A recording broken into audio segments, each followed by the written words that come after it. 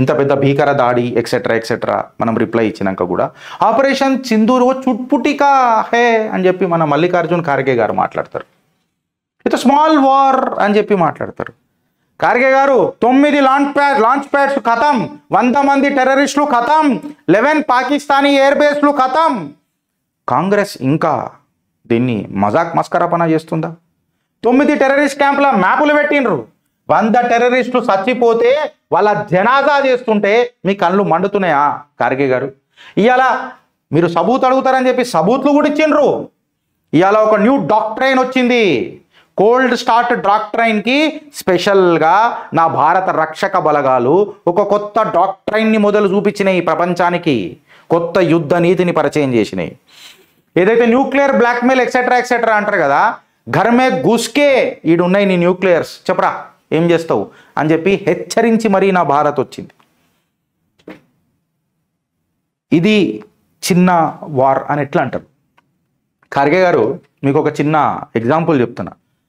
America test చేయాలని అంటే ఒక మిజైల్ని వాళ్ళకు జాగ్ ఉన్నది, రష్యాకి కూడా ఒక జాగ్ ఉన్నది, మాకు ఎంటైర్ పాకిస్తాన్ ఉన్నది.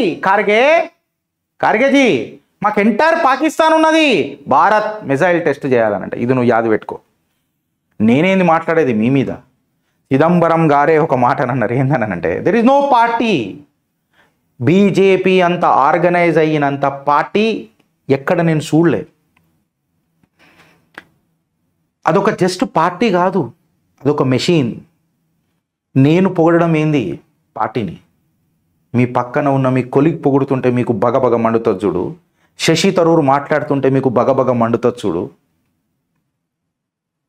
Neighbours envy is owners pride అంటారు కదా, కాంగ్రెస్ ఎన్వీ ఈజ్ కార్యకర్తాస్ ప్రైడ్, కాషాయ కార్యకర్తాస్ ప్రైడ్. ఖార్గే जी ఒకసారి మీరు అర్థం చేసుకోండి. आपके लिए छोटा था होगा लेकिन मेरे लिए ये बहुत बड़ा मुद्दा है. Operation Sindoor is my pride. మహిళల పట్ల మీకున్న గౌరవం, వెనకటికి శక్తిని అవమానించిండు మీ leader of the opposition, shadow prime minister అనుకుంటాడు కదా దేశానికి. ఇవాళ మీరు అర్థం చేసుకోవాలా, ఘాతక్ అన్నోన్ గన్మెన్ కి జై. లష్కరే తైబా టెర్రరిస్ట్ అబూ సైఫుల్లా ఖతం.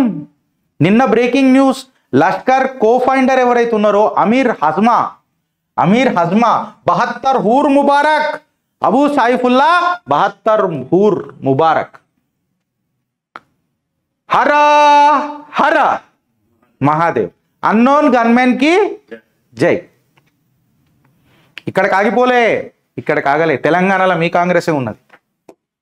హైదరాబాద్లో జాయింట్ ఆపరేషన్ చేస్తే ఆంధ్ర తెలంగాణలో 2 అరెస్ట్ చేసిరట. మళ్ళా ఇది ఎంతవరకు వాస్తవమో జర చెప్పాలా.